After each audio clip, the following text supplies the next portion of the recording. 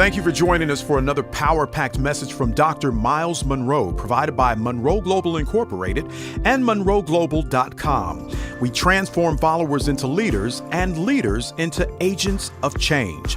We hope that this message is a blessing to you as you advance your life and discover your purpose. Now, let's go into the message. I want to begin, first of all, by a comment on leadership. Write this down. Leadership is about movement. Say that with me. Leadership is about movement. It's impossible to lead and stay one place. Leadership requires movement. If someone says, I want to lead you, that means that they don't like where you are. If someone says they're going to lead you, that means that where you are is not where they want you to stay. So leadership is about movement. It's about activating movement going forward. In other words, leadership is not just about movement, but it's about change. Leadership is about transporting people from where they are to a place they've never been. And this makes leadership very frightening.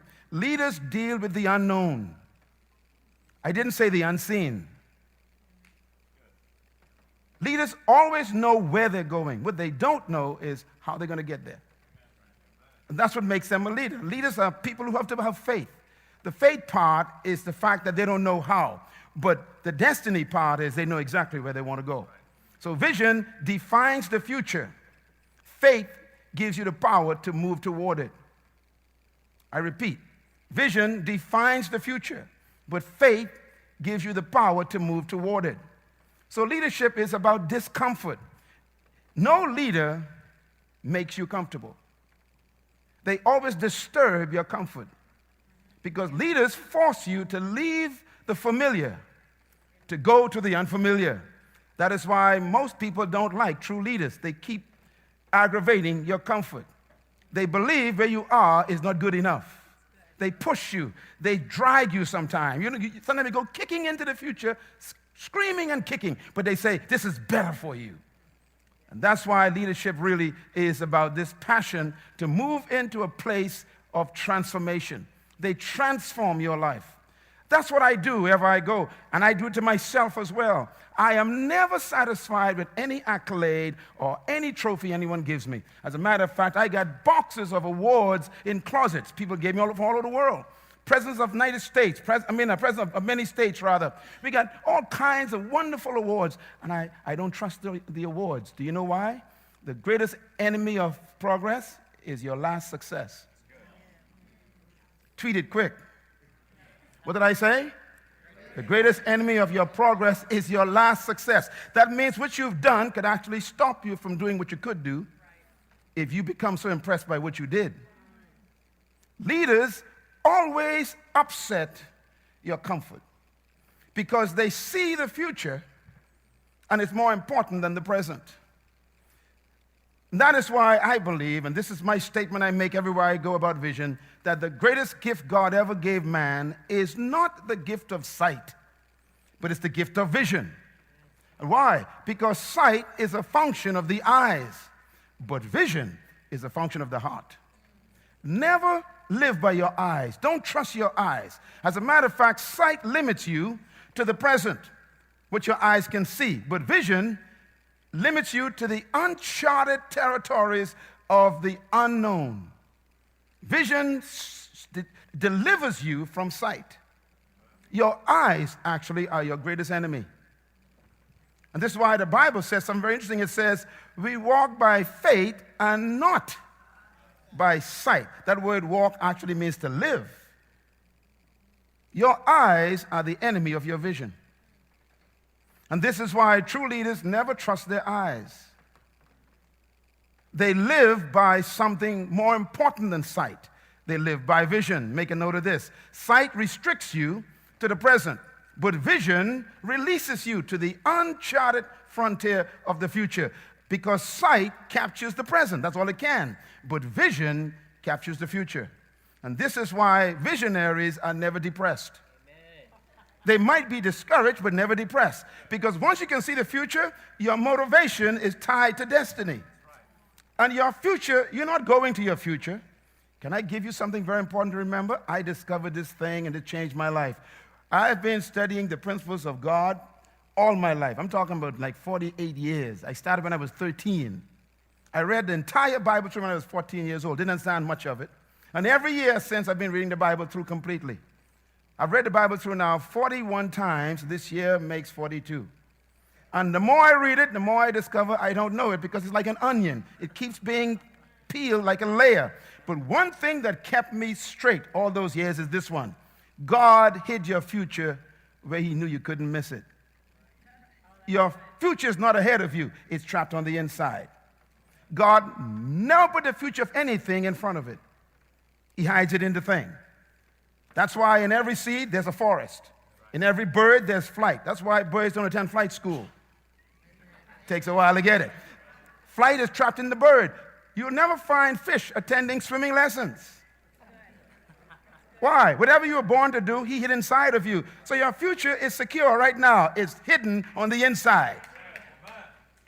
That's why you can see your destiny. Sight deals with vision. Sight deals with competing with vision all the time. And you got to be careful not to let your sight stop your vision. I'm sure all of you know the story about Helen Keller. They asked her the question, what could be worse than being blind? She says, having eyes without vision. Most of you in this room got great eyes, but you lost your vision. And that's why you came to this great increase event, because God wants to restore your vision, not your eyes. Because eyes are your problem. You see that you're broke. You see that the business is failing. You see that you got all these bills to pay. You see too much. Vision can heal your eyes. Write this down. The most powerful force on earth is vision. Why? Because vision is the source of leadership. Vision creates the leader, then the leader creates the vision. This is a very interesting paradox here. It took me a while to figure this one out. People ask me all the time, which comes first, the leader or the vision? My answer is, the vision comes first. Because the vision creates the leader. You become a leader when you capture your vision. And then your job for becoming a leader is to fulfill the vision. So literally, the leader possesses the vision, and then the vision possesses the leader. Every leader is possessed. What do you think drives Bob Harrison to do this for the last 25 years, pushing and pushing? I mean, all the troubles, all the difficulty. You know, there's something bigger than circumstances here. It's called vision. Vision motivates you beyond limitations. In other words, leadership without vision is simply management. And that's why managers never make history. Never follow a manager. And if you are in charge of a department and you just have management skills, that department will not grow. It will simply be maintained. Managers maintain. Leaders upset the status quo. They change the environment. They create new frontiers. Therefore, the visionary leader, his vision is his reality. Leaders are strange people. They believe the future more than they believe the present. Their faith is never in the present. They have accepted the future as reality. It's more real to them. I'm talking from experience. You can never become a leader until the future is more important than the present. What makes you a leader is the fact that the future is your reality. You believe in the future more than the present. And that is what causes you to become the lead mind. Because you believe in the place that's beyond where we are. Please make a note of this, write this down, it's very important. Here's a compass. I always remind people of this, that true leaders do not carry a map. They carry a compass. Do you know why? Because a map is someone else's experience. And a map has already created its own limitations. Leaders carry a compass. They just want to know what direction to go in. In other words, true leaders do not follow a path. They create trails. True leaders create maps. People ask me many times, do you know what you're doing? I said, no, but I know where I'm going. Why? Leaders draw maps. They create patterns and prototypes, and they create formulas for others to follow. That's why leadership is so tough, because you don't know how to do what you're doing. You learn it on the job. I'm saying some important things. Please buy this CD. You remember this in the next 10 years. You see, some of you are looking for a formula. Ain't no formula in leadership. God will always tell you something you ain't never done before. God will never tell you to repeat history. Never. You were born to create history. History is a lousy place to live. Go make the future. That's why God brought you here, because you're stuck. You're stuck in history trying to maintain the present. That's a boring life. The excitement of life is, I don't know how I'm going to get there, but I know where I'm going. God told Abraham, leave your father's house. Abraham said, where? God said, I'll tell you when you get there. Now this guy took his wife, his cattle, his staff, all the workers, and they said, where you go? He said, I don't know. Tell your neighbor, that feels like me right now. It sure does. You are not a leader until you don't know what you're doing. Clap, everybody clap. Someone asks you, what are you doing? I don't know, but I know where I'm going. I know what I see. I got the compass. Everything I've done in my country, I don't know how I did it. I announced the building of the largest building in my country, and everybody thought I was crazy. The building is up. Now the government rents our building and uses it and pays us. Clap loud, that's how you do it. Write this down, please, very important, make it down. The principle of leadership is change. That is why the purpose for leadership is to bring change. And all change produces a measure of what? Crisis. Leaders create crisis. Say it loud. Leaders create crisis. Leaders don't run from crisis, they produce it. Why? Because leaders always take you to the unknown. They upset the status quo. They destroy traditions.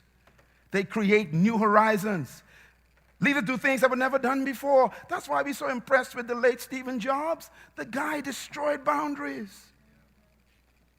Bill Gates took us away from DOS to software. Amen. He used to work for IBM, remember? And he left because they didn't believe what he promised them. They said this is impossible, so he left them. And now IBM is buying his product. Sometimes you got to leave where you work to make them your employee. Write this down, please. True leadership creates insecurity. Some of you pastors got to go home and break up your church and start a new one. Why? Your church is boring. Never repeat a program every year.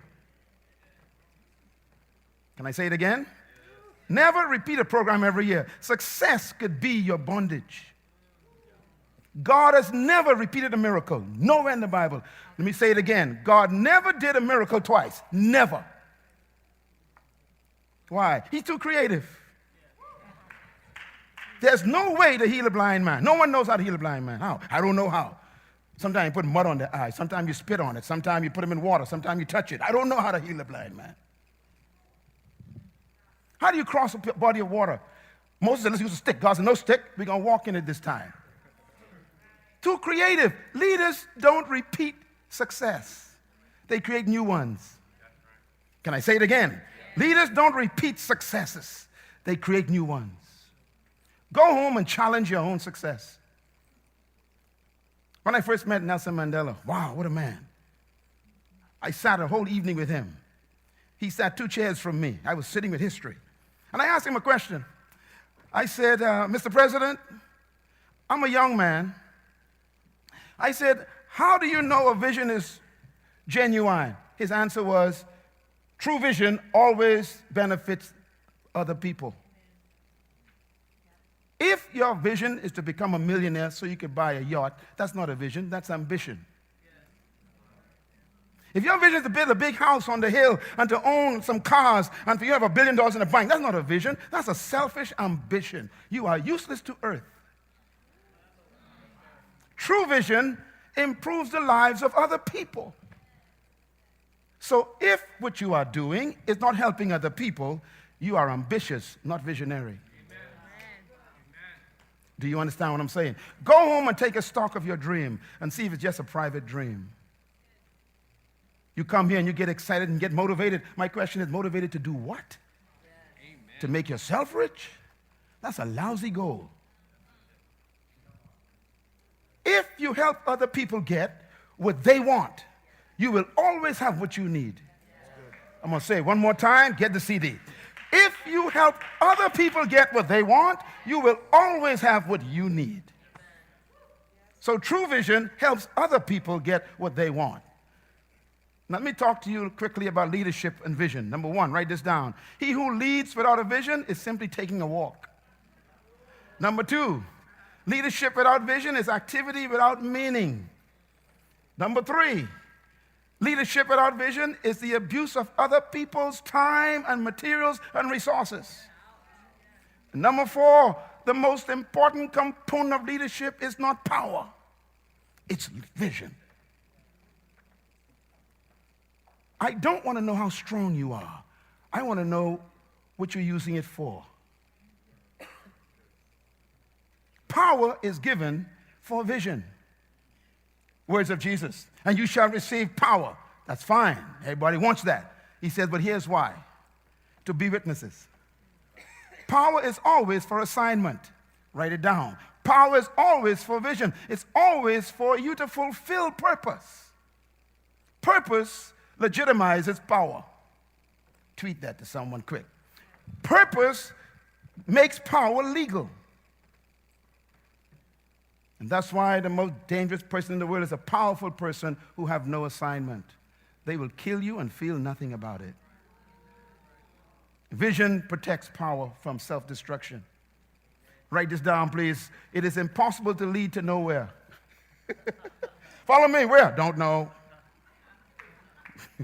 That's why the very concept of leadership implies a presupposed vision, because leadership without a destination is not leadership. It is an exercise in motion. Spending money, using energy, sweating, going nowhere. I remember a story, a real experience I had. My wife and I took my son, who's outside. He's running our international work now. But when he was a little kid, he was around 3 years old, we went to this toy store. And we went to buy the Christmas gifts, and there was a rocking horse, a wooden rocking horse in the hall, in the aisle. And he got on the rocking horse, and he started sweating on this horse. And so we decided to leave him there because, we tried to take him away. He was crying. We said, okay, we'll leave him there. We go shopping. We come back another half an hour. He's still there, smiling, rocking. And I said, okay, are you ready? Leave me alone. I love it. I said, okay. I said, hour passed. By this time, he was drenched in sweat, rocking, laughing, rocking. And the third time I went back, I had to drag him from that thing. And the Lord spoke to me right there in the toy store. He said, that's what most people's lives are like. Busy, active, sweating, no progress. Action, motive, sweat, hard work doesn't mean you're moving. You can be busy doing nothing. You can be active, not progressing. My son had no vision, no destination. He was just having fun. Sounds familiar with most people in life? Just having fun, no destiny. Write this down. Leadership without destination is activity without meaning. Because the destination of leadership is a preconceived vision. Vision makes the leader legal. You are illegal if you have a title without a destination. You are an abuser of people if you get them busy going nowhere. For the joy that was set before him, then he could endure the cross and despise the shame because of what he saw. I'm not impressed by your hard work. I want to know why you're working. Make a note of this, please. Leadership is born when vision is captured, because leadership without vision is simply management of goals. This is why politicians are not too successful. Politicians function on goals and promises, not vision. What makes a politician different from a leader is simply this. Politicians focus on the next election. Leaders focus on the next generation. Write that down and send it to your senator. And that's why when I deal with governments, they keep inviting me back because I expose their lack of leadership. We sit in seminars with closed doors, sometimes 20, 30, 40, 100 of them, and I teach them for 5 hours, and when I'm finished, they're weeping. Why? They realize all they got is a political position, but they're not leaders. Because without a vision, you are not a leader. You are a management of projects. That's how powerful vision is. Write this down, please. Vision provides direction for leadership. It gives the leader himself or herself direction. Leadership exists for the purpose of vision. The reason why you lead is because you have a place to go. It's more important to sit down and see the future before you start actively moving and making mistakes. Actually, vision can justify your mistakes. I made many mistakes, but I kept telling the people, oops, wrong turn, but I know where the destination is. A mistake could be like a detour on the road. Just a detour. You still know where you're going. The road is closed. Let's go the other way. Never be afraid to make mistakes. Be afraid of not making them at all. Only people who are active makes mistakes. Mistakes are simply a classroom where you learn how to do it better. Don't be ashamed of falling. Get up. Amen. There's a book outside I wrote on characters, my latest best-selling book. And I'm telling you, in that book, there's a chapter on what to do when you fail. Please buy the book just for that chapter, because too many people are quitting because they fail. Failure never destroyed anybody. What destroys people is when they don't do anything about it. Write this down, please, very important. Leadership begins and ends with vision. It begins and ends with vision. You know, I want to define this before I go. What is vision? Everyone know, what is vision? How do you define vision?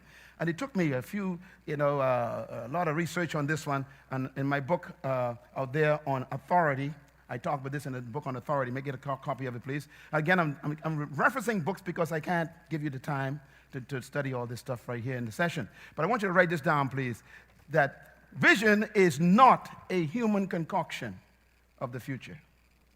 In other words, true vision is not where you sit down and make up things. Here's what I want to do in my life. No, that's not true vision. Write this down, please. True vision is not a private concept of the future. Here's what I want to do for God. That's not vision. Divine vision is not something you decide to do. It's deeper than that. Stay with me for a second. Vision is not a personal, private ambition that you have. I'd like to feed all the people in the world. That's not a vision. You concocted that. That's why people become discouraged, because they actually give God the visions that He never gave them. You don't present your vision to God.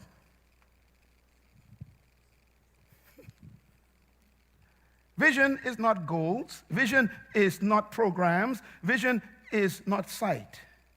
So what is vision? This is a tough one. I was meeting with the prime minister of a country 3 weeks ago. We were in a private room with a few of my leaders with me. It was in South Africa.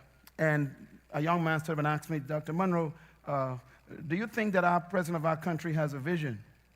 And that was a very sensitive question because the media was there. And I said, well, I'll let you answer that, but I'll define vision for you.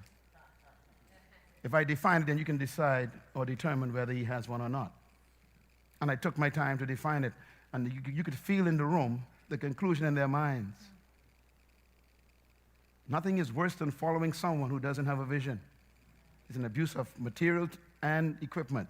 Here's what vision is. Vision is from the word optica. It means coming into view. Practical, specific definition from the Greek and, of course, the Hebrew foundation. Vision also means single sight. Vision is your purpose in pictures. That's why you don't create it. It creates you. Vision is a glimpse of the future that's already buried on the inside of you. Vision is hope in technicolor. Vision is perception of a possible future that you carry. It's a conception of destiny. A bird is born with flight. It doesn't go to find it.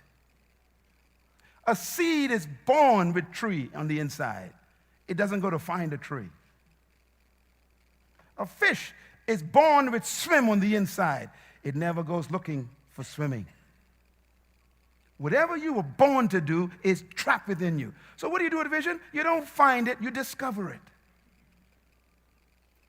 That's why when Jesus was talking about how to live in his kingdom, he says you must become first like a little child. Children are the greatest discoverers of vision. And those visions are destroyed by their parents. Some of you in this room today are not what you were born to be because your parents made you what they thought you should be. And that's why you are successfully depressed. You feel useless even though you got all this money, all this power, because what you're doing is not what you really want to do. You don't look for vision, you discover it. It's already trapped. It's destiny in pictures. We call it faith in pictures. Here's my simple definition in my book. Vision is the capacity to see farther than your eyes can look. Vision is when you see your passion in pictures. And every human in this room has passion. And those listening to this program in your car, driving down the street with this CD, I know you see your future every single day, but it's so awesome you're afraid of it. Whatever you're afraid to do that won't leave you is your vision. Let me say it again. Whatever frightens you that won't leave you, that's your vision. If you can do something without God, it's not God's vision for your life. That's why you see beyond your eyes. Vision forces you to see things that no one else can see and believe that they are possible. Vision, therefore, is the future conceptualized. Vision is manifestation of purpose in pictures. Vision is a glimpse of the reason why you exist. Every woman, every man in the world came to earth already packaged, and cultures destroy it. I remember Jesus told his mother and father one time, he said, "Did you not know?" You remember that statement? He was in the temple teaching the teachers at 12 years old. And they said, "What are you doing? Why did you do this to us? Why did you leave us?" He said, "Did you not know?" It's possible for parents not to know why their children were born. That's why my son and daughter, my wife, I made a decision. We would never tell them what to be. We want to discover what they want to be. And we'll finance it. You came to this conference not looking for a vision. You're carrying one. And you're 45, 60, 70 years old and still not doing it yet. Abraham found his at 75. So there's hope for you. Tell your neighbor there's hope for you. 75, he finally figured out why he was born. And at 100, it came to pass. It's not how old you are. It's when you find it. It gives you a reason for living. Make a note of this very quickly. All true visions must be tested for authenticity. The minute you find your vision, your enemies come alive. And the enemies don't come to destroy it. They come to make sure it's authentic. They come to make sure they test it so you could prove whether you believe it. Vision, therefore, is personal, but it's never private. Write it down. It's your personal passion and pictures, but it's never private. Whatever you were born to do is for other people. And this is why the world is so destructive, because we are so built on becoming numero uno and trying to become successful, we forget that we were born to make other people successful. I came to this seminar, to this great Increase event, because I believe you are more important than you think you are. And I want to help you find out who you are and discover it and then become it. I don't sell books and CDs and DVDs. I sell fertilizer. Clap loud. Say hallelujah.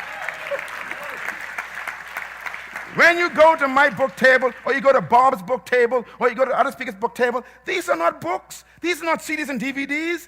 These are water and nutrients and fertilizer to fertilize your seed, to feed your dream. I buy more books than I buy food every year. One of my mentees came to me in California. I went to the store, bookstore, and I bought about $600 worth of books. And he said, standing there, young guy, I was mentoring him. He said, Dr. Monroe, wow, you spent $600 on books. I said, yep. He said, man, I can't afford that. I said, I can't afford not to buy them. I said, that's why I'm your mentor. Okay, come on.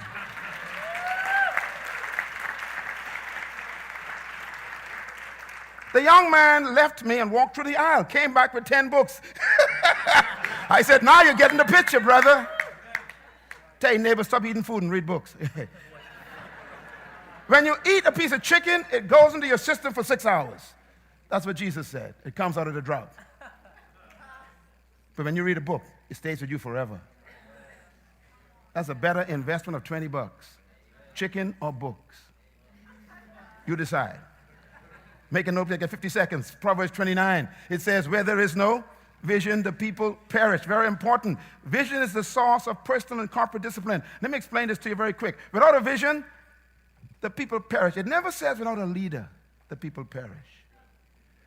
Here's what God means. Number one, people do not follow leaders. They follow vision. Number two, when the leader dies, the vision must live on. Number three, the vision is more important than the leader. So the greatest gift you can leave people as a leader is to give them a vision, not your personality. One of the things I'm concerned about is increased events. Bob is not 16 years old. And some of you grew with Bob. You're not a young person anymore, and you will die. Increased event is such an important vision that it must not be tied to Bob. Bob's biggest challenge right now is to wean the vision away from him. Personality should never become synonymous with vision.